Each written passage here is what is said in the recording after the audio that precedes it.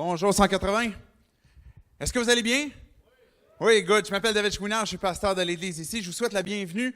On est content de vous accueillir. Comme vous avez vu, on est dans la série Mythbusters où on a commencé il y a quelques semaines. On est rendu ce matin au mythe numéro 8. Et ce matin, on a un invité qui va venir nous apporter un sujet. En fait, je dis un invité, mais c'est quelqu'un qui est déjà parmi nous, que je vais vous présenter dans quelques instants.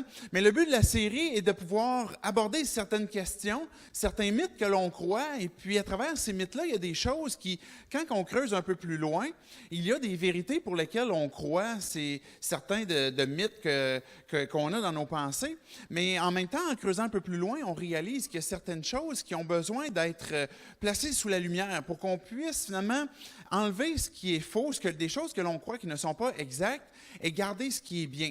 Et donc, c'est le but de la série Mythbusters. Et dans le mois de novembre, on a différentes personnes qui vont venir nous aborder différents mythes jusqu'à la conclusion de la série à la fin du mois de novembre. Donc, évidemment, vous êtes bienvenus ce matin à prendre part, à écouter et puis à voir aussi, à inviter et à revenir aussi pour les dimanches qui s'en viennent avec d'autres mythes vraiment très intéressants qui nous attendent. Donc, sans plus tarder, le prédicateur qu'on a ce matin, il s'appelle Robert Pinkston. Il est accompagné de sa femme, Sharon. Tantôt, vous allez voir Robert. Sharon, tu veux juste nous faire un petit bye-bye, s'il te plaît. Elle est assise juste en avant ici. Robert et Sharon sont au Québec depuis à peu près 15 ans, si je ne me trompe pas, 15 ou 16 ans, qui sont au Québec. Ils ont été quelques années à Montréal, 11 ans à Sherbrooke, et ils viennent d'emménager ici à Québec pour travailler avec des églises qui sont en implantation. Donc, des églises qui sont au début de leur vie, comme l'Église 180, on est une église, on se considère encore dans un mode d'implantation, des choses qu'on veut encore mettre sur pied. On veut toujours préserver ce mode d'implantation aussi, de multiplier d'autres groupes, d'autres églises. Donc, Robert et Sharon, c'est leur ministère avec leur mission s'appelle IMB, donc c'est une mission internationale et qui est aux États-Unis, mais que le Québec est considéré comme une mission internationale de par sa particularité. Donc, vous avez peut-être déjà entendu, par exemple, Ronald et Lisa Jones. Lisa avait déjà été avec une entrevue ici, que vous avez entendu, qui s'implique dans la relation d'aide. Ronald, qui a prêché à quelques reprises aussi. À ce sujet, Ronald, je vais sûrement tout le temps les mêler, ces deux-là. Ronald et non Robert, mais Ronald et Lisa sont présentement aux États-Unis. Ils vont revenir bientôt au Québec pour continuer leur ministère ici au Québec. Donc, je ne présenterai pas plus longuement Robert et Sharon, parce que Robert va prendre quelques minutes tantôt pour présenter qu'est-ce qu'ils font, présenter sa famille, et présenter aussi le mythe de ce matin. La Bible est-elle corrompue? Est-ce qu'on peut se fier à la Bible? Ce sera le mythe que Robert va aborder. Donc, je vais prier, et après ça, tout de suite après la prière, on a un petit vidéo qui va introduire le mythe de ce matin, puis Robert va venir par la suite. Dieu, on vient devant toi pour te dire merci pour cette opportunité qu'on a eue de dormir 1 heure de plus ce matin. On est vraiment contents, ça nous fait du bien.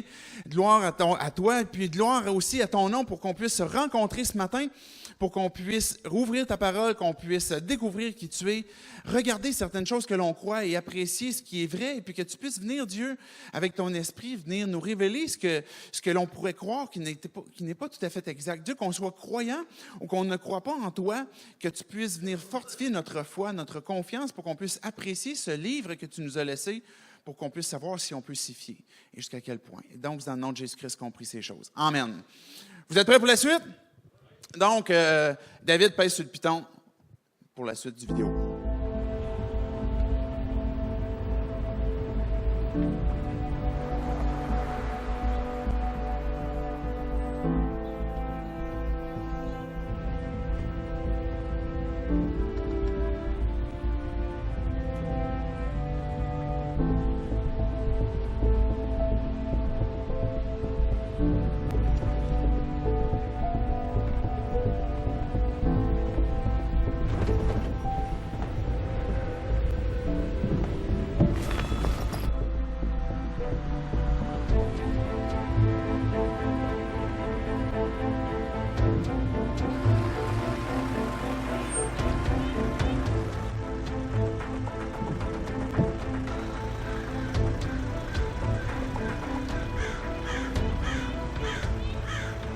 Bonjour, bon desenho. Vai, vai.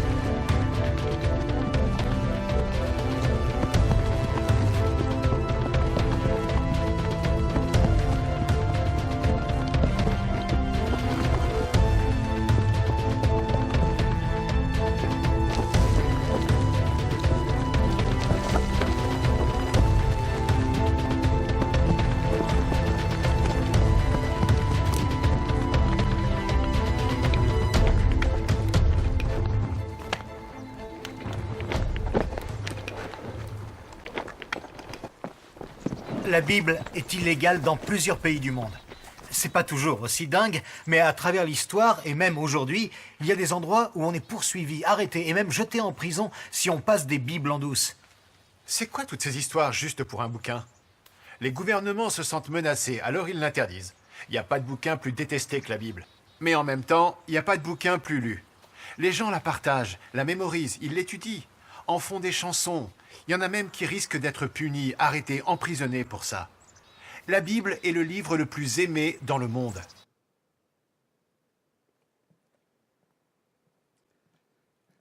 Bon matin à 180. Je suis vraiment content d'être parmi vous ce matin, content de vous voir et puis content de continuer cette série. Je m'appelle Robert Pinkston et puis je vais peut-être me présenter un peu plus bientôt, mais on continue la série Mythbuster, comme David l'a dit, et la 8e dans la série. Aujourd'hui, c'est la Bible est corrompue, le mythe que la Bible est corrompue. La question qu'on se pose ce matin, c'est est-ce que la Bible est fiable? Est-ce qu'elle est digne de notre confiance? Alors, on va regarder ça ce matin. Mais peut-être un peu de présentation d'abord. Moi, j'ai grandi dans le pays de la Côte d'Ivoire, enfant de missionnaire. C'est pour ça que vous entendez mon accent ivoirien quand je parle. Ma femme Sharon vient d'Arkansas, aux États-Unis. On s'est rencontrés à l'université et ça fait maintenant 29 ans qu'on est mariés, à peu près 29 ans. On a 5 enfants, 4 enfants biologiques et un petit qu'on a adopté il y a 2 ans qui s'appelle Aruna. 3 de nos enfants sont plus âgés, ils sont hors de la maison, mais Malia, qui a 12 ans, elle est là avec nous ce matin. Et Aruna, il est dans la garderie. En passant, je vous remercie pour ceux qui qui savait que Aruna était malade cette semaine, il était à l'hôpital. Je vous remercie pour vos prières parce que je sais que Dieu a vraiment travaillé dans sa vie et lui a remis sur ses pieds. Alors, merci beaucoup. En passant cette semaine, quand j'étais à l'hôpital, j'ai pratiqué ma prêche devant Aruna et puis je lui ai endormi. Alors, j'espère que je n'ai pas le même effet sur vous ce matin. Mais on va parler de la Bible, la fiabilité de la Bible. Et est-ce qu'elle est digne de notre confiance? Comme vous avez vu dans le petit vidéo qu'on a vu, c'est un livre qui est illégal dans plusieurs pays. J'ai compté, présentement, il y a 14 pays où la Bible est illégale. Et je me rappelle quand j'étais jeune, il y avait des missionnaires qui risquaient leur vie d'amener des Bibles dans des pays comme la Russie et la Chine, des pays communistes. Mais chaque année, la Bible est le best-seller de tous les livres. Chaque année, on vend 44 millions de Bibles à travers le monde. Récemment, j'ai vu une publicité ici au Québec qui disait que le Hunger Games et le Seigneur des Anneaux étaient les livres les plus vendus de tous les temps. Et je me suis obstiné avec cette publicité parce que ce n'est pas vrai. Les Hunger Games ont vendu 50 millions de copies. Le Seigneur des Anneaux a vendu 150 millions de copies. Mais la Bible, à travers tous les temps, a vendu plus de 4 milliards d'exemplaires. Alors, de loin, la Bible est le best-seller. Il y a beaucoup de livres qui ont été traduits dans plusieurs langues. Alors, je prends comme Harry Potter comme exemple, traduit dans 67 langues du monde.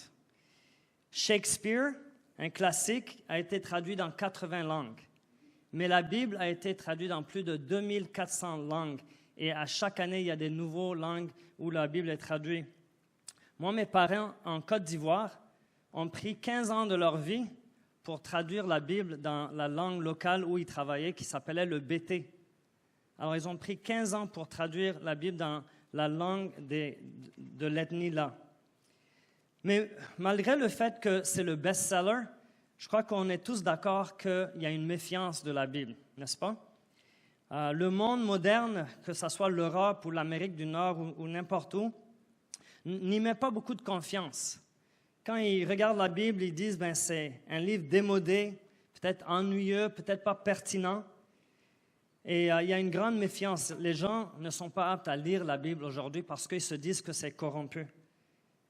Récemment, il y avait un prof du cégep qui a demandé, le premier jour de sa classe, il a dit aux étudiants « Ceux parmi vous qui êtes des chrétiens, levez-vous ». Alors, il y a quelques-uns, 2 ou 3 qui se sont levés. Et là, il a pris un exemplaire de la Bible. Il a dit « Ce bouquin ne vaut pas le papier sur quoi il est imprimé. Si vous y croyez, vous êtes des imbéciles. Asseyez-vous. » Et c'est comme ça qu'il a commencé son cours au cégep. Récemment, j'étais en train de partager l'Évangile avec un étudiant à l'Université de Laval. Et on avait vraiment du bon temps. Et finalement, l'étudiant a fini avec ces mots. Il a dit, j'ai pas vraiment de problème avec Jésus. Le fait qu'il a existé, qu'il est mort sur une croix, tout ça, c'est historique. J'ai pas de problème avec ça. En fait, j'admire Jésus. Mais le problème que j'ai, c'est que ça a été prouvé que la Bible a été altérée à travers les siècles. Alors, on ne peut plus y mettre confiance. La question qu'on va voir ce matin, c'est est-ce que c'est vrai? Ensuite, je lui ai demandé, mais comment tu sais que la Bible a été altérée? Il a dit, j'ai lu un article. Et puis aussi, j'ai lu le livre de Da Vinci Code. Et dans le livre, ça dit que la Bible a été altérée. Finalement, je lui ai demandé, mais est-ce que tu as lu la Bible? Et il m'a avoué que non, je n'ai jamais lu la Bible. Et quand je lui ai proposé que peut-être il n'était pas intellectuellement honnête, il m'a avoué que oui. Mais je peux comprendre que des gens ont la misère avec la Bible, surtout ici au Québec. On connaît bien notre historique avec l'Église et peut-être le contrôle que l'Église avait sur le peuple, le légalisme et tout ça. Alors, il y a beaucoup de gens qui se sont tournés contre ce livre, la Bible. J'ai mentionné le Da Vinci Code. Alors récemment, avec le Da Vinci Code, Dan Brown, l'auteur, dans son livre et dans le film, il accuse la Bible du fait que ce n'est pas authentique parce qu'il dit qu'en fait, c'est l'empereur Constantin qui a rédigé ou qui a rassemblé les livres de la Bible vers 325 après Jésus-Christ. Alors, il a créé un doute dans la pensée des gens. Est-ce que c'est vrai? D'après vous, est-ce que c'est vrai? Alors, on fait face à beaucoup de menaces, beaucoup de méconfiance de la Bible. En 1985, il y a 200 professeurs qui se sont réunis dans ce qu'ils ont appelé le séminaire sur Jésus. Alors, quand ils se sont réunis pour ce séminaire, pour commencer, ils ne croyaient pas que Jésus était le Messie divin. Alors, ils ont voté dans ce séminaire d'enlever de la Bible, du Nouveau Testament, toute référence au miracle, toute référence au spirituel ou au ciel, parce que Jésus n'aurait pas pu faire ces choses, il n'aurait pas pu dire ces choses-là. Alors, dans le fond, ils sont arrivés avec une nouvelle traduction de la Bible. Mais le problème avec ça, c'est que quand tu enlèves tout le spirituel, tous les miracles, si tu enlèves la résurrection et que c'est toi qui décides ou vous votez à décider qu'est-ce qui est vrai, qu'est-ce qui est faux, bien, dans le fond, la Bible devient comme un buffet au restaurant que tu choisis ce que tu veux croire et ce que tu veux pas croire.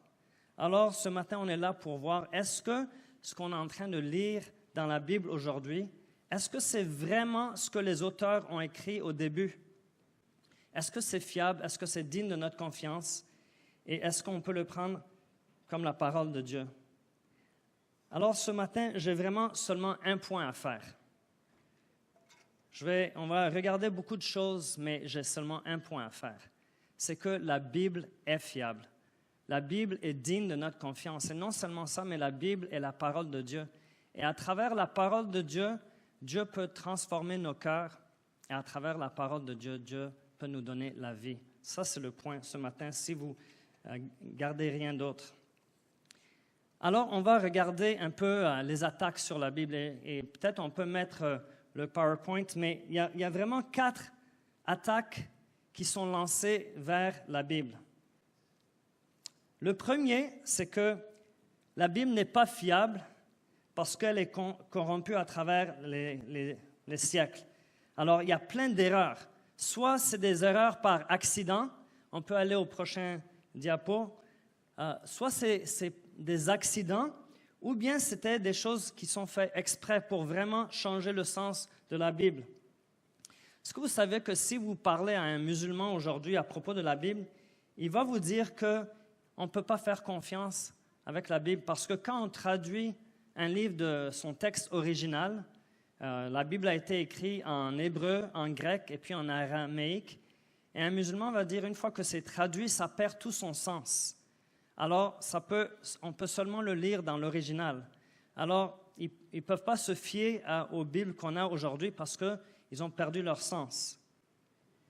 Le Da Vinci Code nous a dit que ce n'est pas les gens proches de Jésus qui ont écrit, mais c'est l'empereur Constantin, 325 ans plus tard. Alors, comment savoir si ce qu'on possède ressemble vraiment les originaux? C'est ce qu'on veut voir. Et pour ce premier, la Bible est corrompue. Comment savoir si, quand tu l'ouvres et tu le lis, c'est la même chose? Un livre dans l'Antiquité, un œuvre, doit passer vraiment 3 tests qui s'appellent l'historicité. On peut mettre une citation. Matt Slick dit « Cette discipline qui constitue à étudier la littérature ancienne et la justesse de sa transmission s'appelle l'historicité. » Alors, pour voir, est-ce que la Bible a été transmise correctement de le temps de Jésus à aujourd'hui, on doit passer par 3 tests d'historicité. Et les voici. Combien de manuscrits avons-nous du Nouveau Testament, par exemple, comparé aux autres œuvres de littérature? On va voir celui-là d'abord. Deuxièmement, quel était l'écart de temps entre les manuscrits existants et les originaux? Et finalement, comment peut-on s'assurer que les manuscrits ont été copiés correctement ou traduits correctement? Ça, c'est 3 choses qu'on va regarder pour voir est-ce que la Bible est corrompue, est-ce qu'elle est pleine d'erreurs. Alors le premier, combien de manuscrits avons-nous, nous, du Nouveau Testament, comparé aux autres œuvres de littérature? Je dois vous avouer tout de suite, si vous pensez qu'à quelque part, on tient l'original de la Bible, qui est écrit en grec du Nouveau Testament, on n'a aucun original. Parce que les originaux ont été écrits sur du papyrus. Et avec le temps, on a tout perdu, ces originaux. Alors, ce que nous, on détient maintenant, c'est des copies de copies de copies. Mais comment on sait si c'est vraiment ce que les auteurs ont écrit? Alors, le premier, combien de copies avons-nous comparé aux autres? Avec l'Ancien Testament, on a plus de 1000 manuscrits complètes. Mais regardons un peu le Nouveau Testament. C'est vraiment là où on veut se pencher. Avec le Nouveau Testament, on a 5309, pour être exact, manuscrits en grec. On a 10 000 en latin et on a 9300 autres langues. Alors, si on fait le calcul, on a exactement 24 970 manuscrits complets du Nouveau Testament qui datent dans l'Antiquité. Mais regardons d'autres œuvres que nous, on a. Vous voyez le tableau là? Les histoires de Hérodote. OK? On a 8 copies. Thucydide, les guerres je ne peux pas le lire d'ici. Pour les Péloponnèse, on a 8 copies. Historien Tacite, on a 20 copies. La guerre des Gaules de César, on a 9 ou 10 copies. Histoire romaine de Lévitite, on a 20 copies. Mais le Nouveau Testament, il gagne de loin. On a 24 970. Alors, sur le côté de le nombre de copies, la Bible, le Nouveau Testament, gagne de loin. Alors, la deuxième question d'historicité qu'on doit voir, c'est quel est l'écart de temps entre les originaux et les manuscrits existants. Okay? Alors, la logique ici, c'est bien sûr que si quelque chose se passe dans l'histoire, mais on l'écrit peut-être 900 ans plus tard, c'est sûr qu'on ne va pas avoir les bons données. Okay?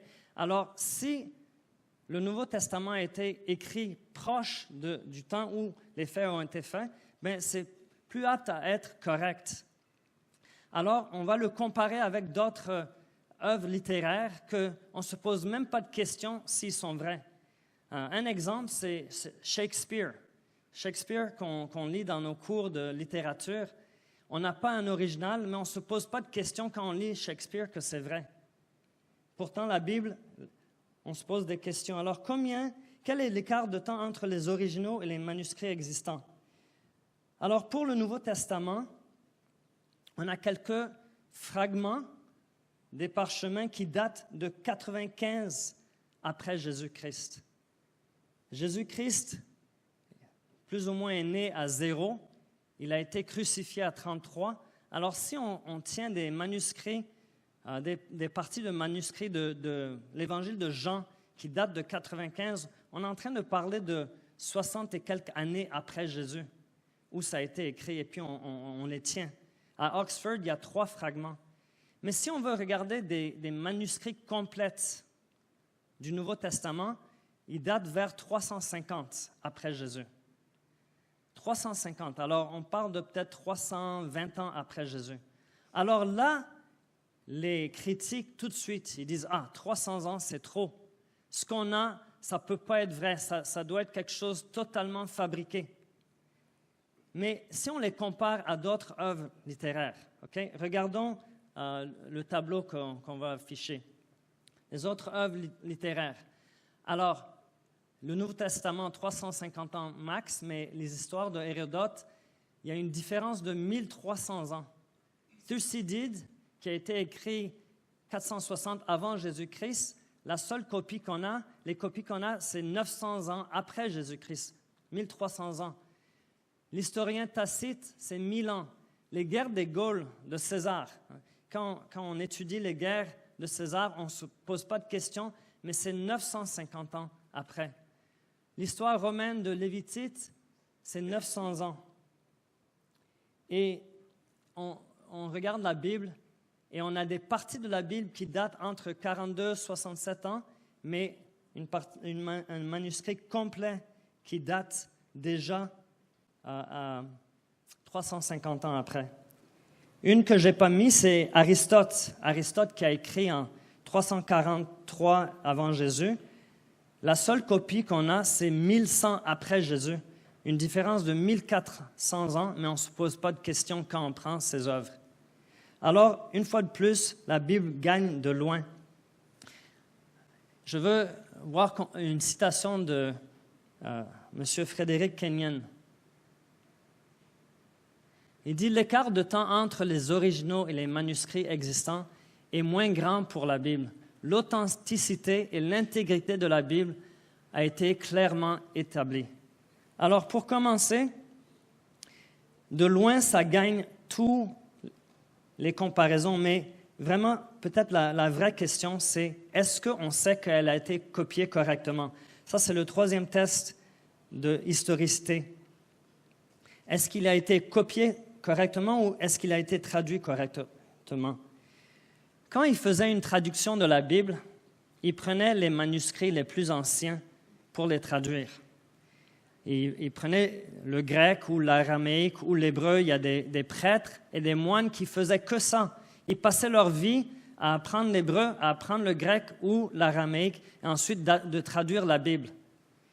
Et quand on découvrait des textes plus anciens, bien, on prenait ce qu'on avait et puis on la comparait aux textes plus anciens pour voir s'il y avait des erreurs. Alors, je donne un exemple. Dans l'anglais, il y a une version qui s'appelle le King James Version, qui a été traduit en 1607. C'était le roi d'Angleterre, King James, qui a dit « Traduisons la Bible des textes originaux ». Mais eux, ils ont pris les plus anciens qu'eux, ils avaient, qui s'appelaient les textes massorétiques du 9e siècle. Alors, en 1600, le plus ancien qu'ils avaient, c'était au 9e siècle. Ils ont traduit la Bible. Mais en 1947, alors ça ne fait pas tellement longtemps, il y a eu une découverte en Israël dans des grottes qui s'appellent les textes de la mer morte, les manuscrits de la mer morte. Et ces manuscrits-là ont été enterrés dès l'an 100 après Jésus, quelques années seulement après Jésus. Et ils ont pris le King James Version et puis l'ont comparé aux manuscrits de la mer morte. Et ils ont trouvé que c'était vraiment remarquablement les mêmes. Alors, ça veut dire que les moines et les prêtres, à travers les âges, ont copié, traduit, et ils ont essayé de rester fidèles. Mais est-ce qu'il y a eu des erreurs qui se sont glissées? Je dois avouer que oui. Si vous faites des recherches, vous allez trouver qu'il y a certaines choses dans le King James Version qu'ils n'ont pas trouvées dans les manuscrits de la mer morte. Pas beaucoup. Mais un exemple, la fin de l'évangile de Marc, en chapitre 16, versets 17-18, il y a une place, si vous le lisez, que c'est quand même un peu bizarre. Ça ne ressemble pas le reste parce que ça dit que quelqu'un qui croit en Jésus peut prendre des serpents par la main et peut boire du poison et ça ne va pas faire du mal. Mais quand il regarde les textes de la mer morte, ce n'est pas inclus. Alors, si vous avez une Bible qui a été publiée ou traduite plus récemment, vous allez avoir un petit astérix ou peut-être des parenthèses qui va dire « cette portion-là n'est pas dans les manuscrits les plus anciens ». Alors, on a pu trouver des choses que peut-être quelqu'un a ajoutées dans le temps et on a pu les enlever de la Bible qu'on a aujourd'hui. Alors, on peut se fier que ça a été traduit correctement. Mais est-ce qu'il y a eu des erreurs de copiage?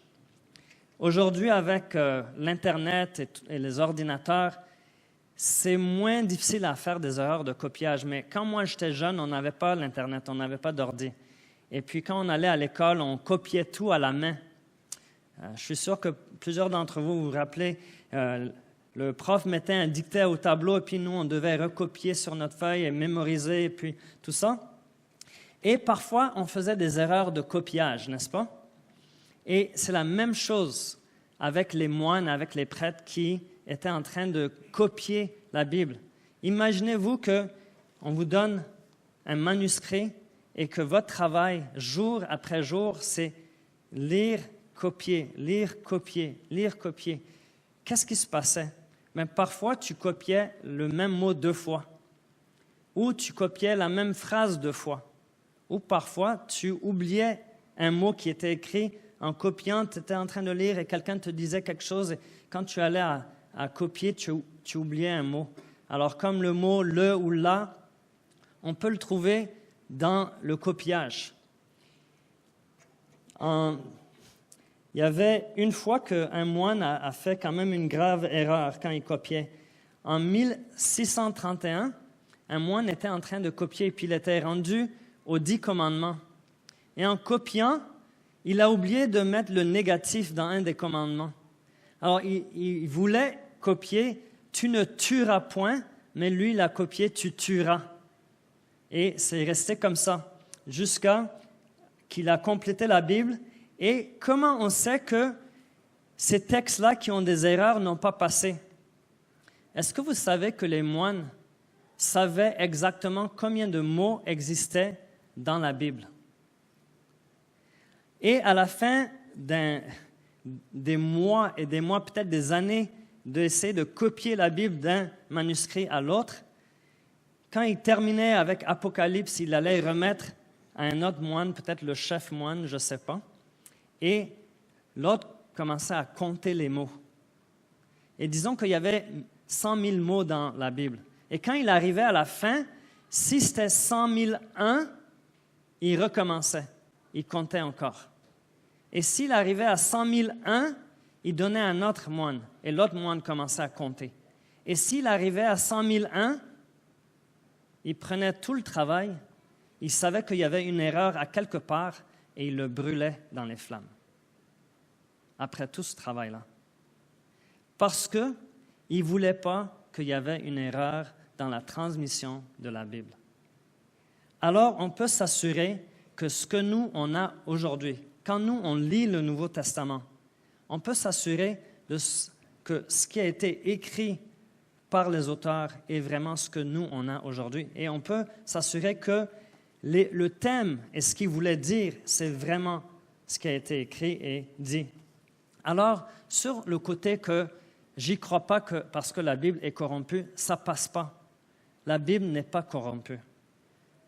Mais le deuxième argument ou la deuxième attaque envers la Bible, c'est que la Bible n'est pas fiable parce que les faits historiques ne sont pas corrects. Est-ce que c'est vrai? La logique, c'est que si la Bible a été écrite des centaines d'années plus tard par Constantin ou quelqu'un d'autre, c'est sûr qu'il y aura des erreurs historiques qui se sont insérées dans la Bible. Alors, je vous donne un exemple. Parce que, dans le temps, dans les Moyen-Âge et tout ça, il y a très peu de gens qui faisaient des recherches archéologiques.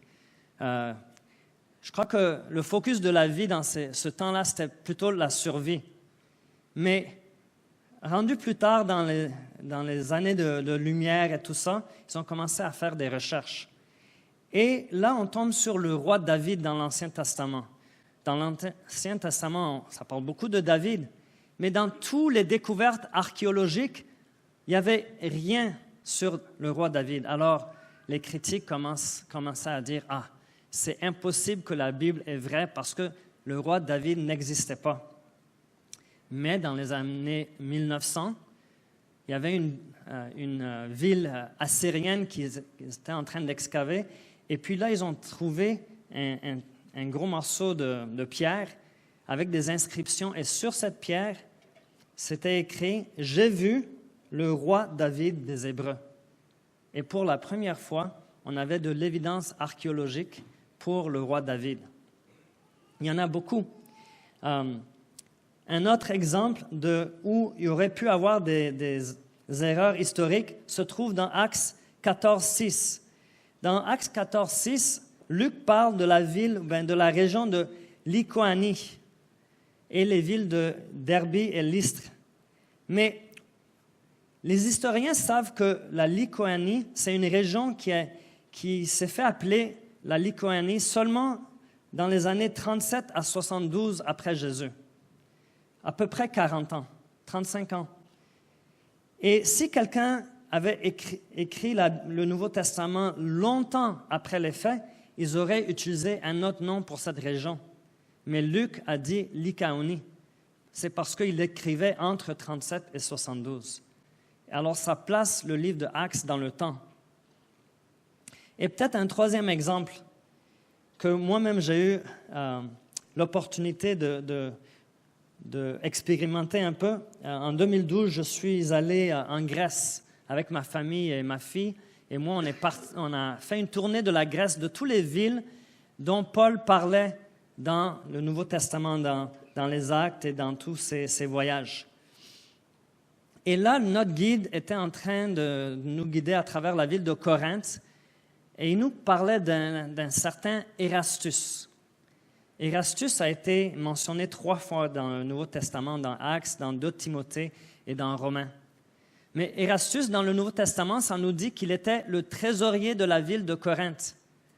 Par contre, on n'avait jamais trouvé une inscription ou rien sur Erastus. Et à cause de ce petit fait, il y avait beaucoup de profs d'histoire et tout ça qui disaient la Bible ne peut pas être vraie parce que Erastus n'a jamais existé. Mais quand ils ont découvert le marché, la place publique de Corinthe, et ils ont commencé à déblayer et trouver les anciennes pierres, ils ont trouvé que le sol était fait en marbre. C'était vraiment un marché gigantesque. Et dans le coin, et notre guide nous a apporté là, dans le coin, écrit dans le marbre, était une inscription qui a dit « Ce marché a été construit par Erastus, le trésorier de la ville. » Et là, on sait que ce qui est dit à propos d'Erastus dans le Nouveau Testament est vrai, le trésorier de la Bible. Alors, sur le côté des faits historiques, c'est sûr qu'il y a plein d'autres découvertes à faire, mais chaque fois qu'ils découvrent quelque chose, ils trouvent que la Bible, les faits historiques sont vrais. Alors, cet argument ne tient pas non plus.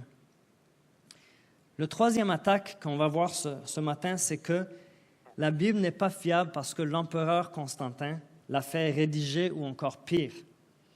C'est ce que Dan Brown nous dit. Mais peut-être la vraie question à se poser ce matin, c'est comment on a eu la Bible. Et puis, je vous l'ai mentionné récemment. Le Nouveau Testament, il y a 27 livres dans le Nouveau Testament. Et est-ce que vous savez comment on a décidé quels livres sont dans le Nouveau Testament? Chaque livre du Nouveau Testament a été écrit par un disciple de Jésus, alors un témoin oculaire de Jésus, ou un disciple d'un disciple, comme Marc, l'évangile de Marc, qui était un disciple de Jean, ou par Paul, qui lui aussi, dans le fond, il a vu Jésus sur le chemin de Damas. Alors, ça, c'est les seuls livres que nous, on a dans le Nouveau Testament, des livres qui ont été écrits par des témoins oculaires ou des disciples de disciples. Mais Dan Brown, il est en train de dire que non, la Bible a été rédigée par l'empereur Constantin. On sait qu'à travers les 20 000 citations des chrétiens dans le 1er et 2e siècle, à travers 20 000 citations, on sait que le Nouveau Testament, les 27 livres, étaient acceptés dès l'an 150. Est-ce que vous savez qu'on peut prendre ces 20 000 citations du Nouveau Testament par des pères de l'Église et refaire tout le Nouveau Testament seulement par les citations? C'est vraiment incroyable. Alors, ils étaient acceptés dès l'an 150. Mais Dan Brown, il veut créer le doute et il dit que c'est l'empereur Constantin au concile de Nicée qui l'a fait en 325. Mais si vous faites des recherches, vous allez trouver que le concile de Nicée, ça n'avait rien à voir avec quel livre était authentique. C'était vraiment sur la divinité de Jésus. Et ce n'était pas une question de est-ce que Jésus était divin ou non. C'était parce que quelques livres commençaient à exagérer la divinité de Jésus, qu'il était 100% Dieu, mais 0% homme. Alors, ils ont fait le concile de Nicée pour dire non, Jésus était vraiment 100% Dieu, le Messie est 100% homme. Ça n'avait rien à voir. Mais finalement, dans le concile de Hippo, en 393, c'est là qu'ils ont dit il y a tellement de nouveaux livres qu'on ne connaît pas, des livres gnostiques, qu'on se prononce sur ces 27 livres qui ont été des livres de disciples de Jésus ou des disciples de disciples ou Paul. Alors, c'est comme ça qu'on a eu notre Nouveau Testament. Alors, quelqu'un qui connaît bien l'historicité sait que ce n'est pas l'empereur Constantin. Ça a été déjà accepté. Jésus lui-même, il acceptait l'Ancien Testament parce qu'il le citait tout le temps. Alors, le Nouveau Testament est fiable. Ce n'est pas l'empereur qui l'a mis. Et finalement, on arrive au dernier attaque envers la Bible, elle est pleine de contradictions. Est-ce que la Bible est pleine de contradictions? Est-ce qu'il y en a? La plupart des gens qui ne veulent pas croire que la Bible est la parole de Dieu, c'est cette discussion qu'ils veulent lancer. C'est plein de contradictions. Est-ce qu'on peut en trouver? Oui. De temps en temps, on peut en trouver. Je donne un exemple. En 2 Samuel 14, verset 27, ça dit que le roi Absalom avait 3 fils. Mais plus tard, ça dit qu'il n'avait pas d'héritier. Ça ne se concorde pas. Sauf si peut-être ses 3 fils sont morts. On ne sait pas. Mais ce qui est sûr, c'est que ça ne change pas le sens de la Bible. D'autres critiques vont lancer celui-ci. Ils vont dire qu'en Matthieu 12, verset 40, ça dit que Jésus, tout comme Jonas, qui a passé 3 jours et 3 nuits dans le ventre du gros poisson, Jésus va passer 3 jours et 3 nuits dans les ventres de la terre. Mais si on fait le calcul, on sait que Jésus est mort vendredi, il est ressuscité dimanche. Alors, de notre pensée occidentale, on dit, ça ne fit pas, ce n'est pas vraiment 3 nuits, 3 jours. Mais dans la pensée des Juifs, même une partie d'une journée faisait une journée. Alors, c'est pour ça qu'ils ont dit 3 jours, 3 nuits.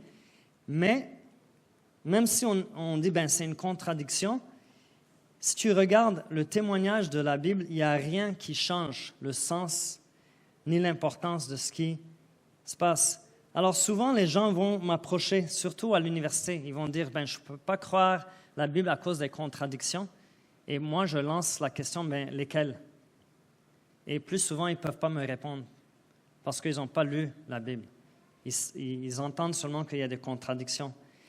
Mais chaque fois qu'on trouve une petite chose comme le roi Absalom, du passage en question ou quoi, ça ne change pas l'importance dans l'histoire et ça ne change jamais le sens de la Bible. Parce que la Bible est remarquablement fiable. Elle est véridique. Il y a une véracité dans la Bible, du début à la fin. Et la Bible, ce n'est pas un livre scientifique, mais c'est un livre où Dieu nous raconte son histoire d'amour. Du début à la fin, c'est son histoire d'amour, du fait qu'il aime un peuple qui doit être racheté, et il nous montre comment on peut être racheté. Alors la vraie question ce matin, ce n'est pas est-ce que la Bible est fiable, parce qu'elle est fiable. La vraie question, c'est est-ce que la Bible, c'est la parole de Dieu? Et pour les minutes qui nous restent, je veux me pencher sur cette question. Pourquoi lire la Bible? Pourquoi prendre le temps de vraiment lire la Bible? Aujourd'hui, dans notre contexte, on a tellement de demandes sur notre temps.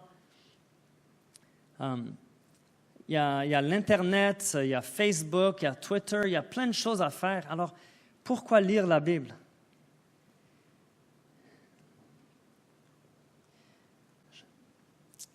Est-ce qu'on peut passer à Hébreux, chapitre 4? Il y a un slide sur ça. Je veux lire, on lit la Bible tout d'abord parce que la Bible peut transformer nos cœurs. Je vais attendre Hébreux 4. Car la parole de Dieu est vivante et efficace, plus tranchante qu'une épée quelconque à 2 tranchants, pénétrant jusqu'à partager âme et esprit, jointure et moelle.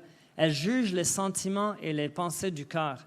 Nulle créature n'est cachée devant lui, mais tout est à nu et à découvert aux yeux de celui à qui nous devons rendre compte. La Bible est puissante et elle peut transformer votre cœur. J'ai entendu une histoire une fois d'un jeune adolescent qui vivait dans une famille chrétienne. Il allait à une école chrétienne. Et dans son adolescence, malgré tous les enseignements de ses parents, de son école, il est devenu vraiment rebelle. Il attendait que le temps qu'il finissait son adolescence pour aller vivre dans le monde et les plaisirs du monde. Et il se disait que son école était trop légaliste et il était vraiment rendu contre tout ça. Mais il avait un amour dans la vie. Et cet amour, c'était le sport, le soccer.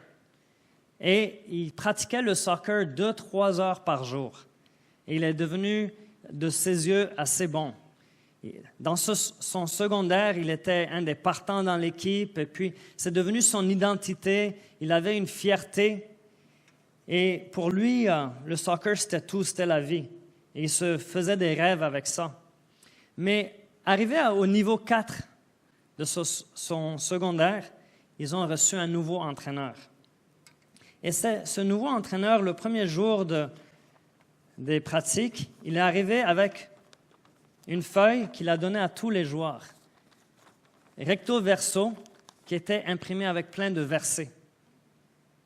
Et l'entraîneur a dit, si vous voulez jouer dans mon équipe, pour votre école, vous allez mémoriser ces versets.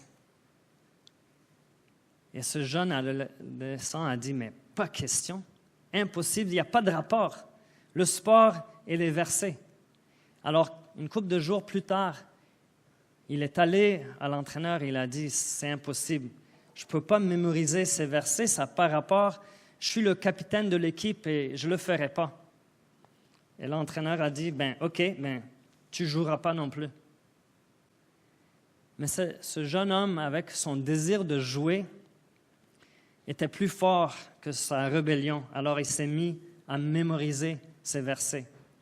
Et le pire, c'est que l'entraîneur, qui était assez musical, a mis tous les versets à des chansons.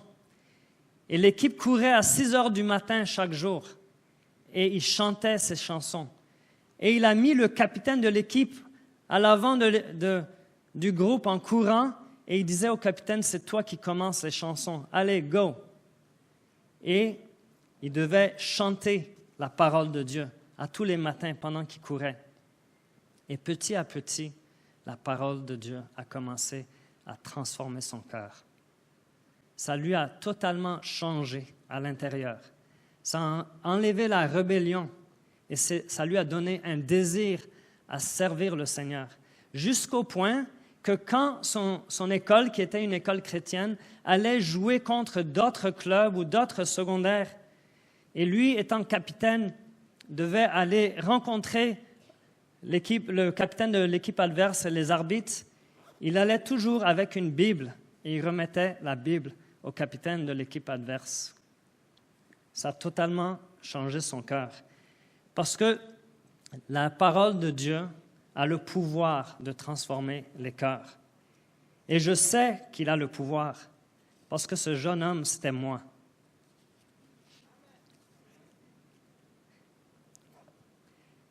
La parole de Dieu, non seulement peut changer les cœurs, mais ça nous parle dans notre réalité. N'importe quoi que nous vivons dans notre quotidien, la parole de Dieu nous parle.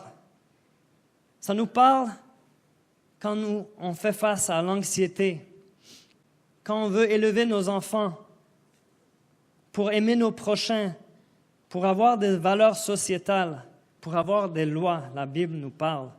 Pour comprendre la vie, pour comprendre le cœur humain, la Bible nous parle. Pour savoir comment vivre en paix avec son prochain, pour avoir l'espoir dans la vie, pour trouver notre identité dans la vie, la Bible nous parle. Ça répond aux questions existentielles de la vie. Pourquoi on est ici? C'est quoi notre raison d'être? Et où est-ce qu'on s'en va après la mort? La Bible nous parle. Dieu utilise la Bible pour nous parler dans notre réalité. Et le roi David dit dans Psaume 119, 5, et je vais attendre qu'il est affiché parce que je veux que vous le voyez aussi. Je serre ta parole dans mon cœur afin de ne pas pécher contre toi. Et dans 119, verset 105, si on peut le trouver, le roi David, qui avait tout que le monde pouvait lui donner, il dit, ta parole est une lampe devant mes pas, une lumière qui éclaire ma route. Le roi David pouvait avoir tout ce qu'il voulait dans la vie, mais lui, il voyait que la parole de Dieu était une lampe devant ses pas, une lumière qui éclaire ses pas. Alors, qu'est-ce qu'on va faire avec la Bible? Ce matin, on a vu que la Bible est fiable, elle est digne de notre foi. Je n'ai pas prouvé que la Bible, c'est la parole de Dieu. En fait, on doit le prendre par la foi. On doit le prendre par la foi. Mais si on la prend par la foi, qu'est-ce qu'on va faire avec?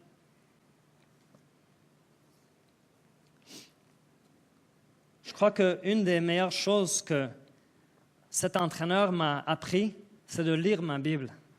Et il nous a mis au défi de lire un passage du Nouveau Testament chaque matin et de l'Ancien Testament chaque soir.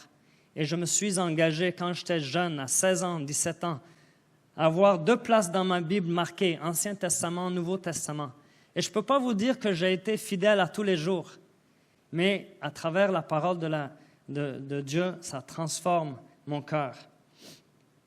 Et une autre chose qu'il nous a appris, c'est de mémoriser la parole de Dieu. Alors, à côté de mon lit, j'ai un exemple de ce qu'il nous a appris.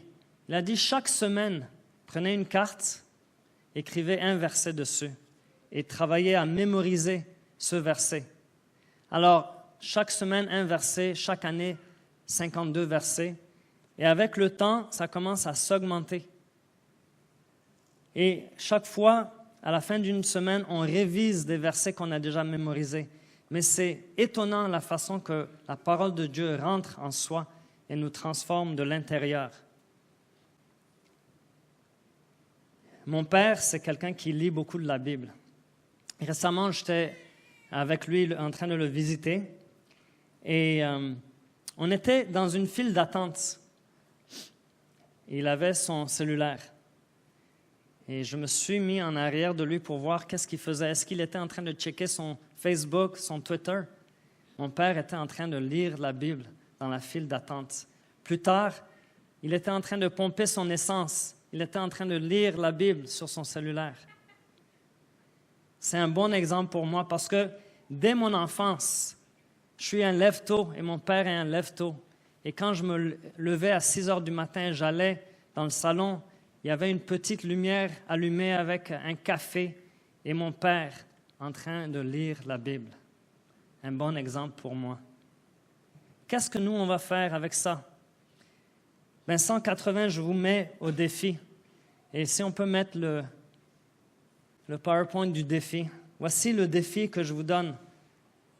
Pour un mois, lire la Bible pendant 30 jours.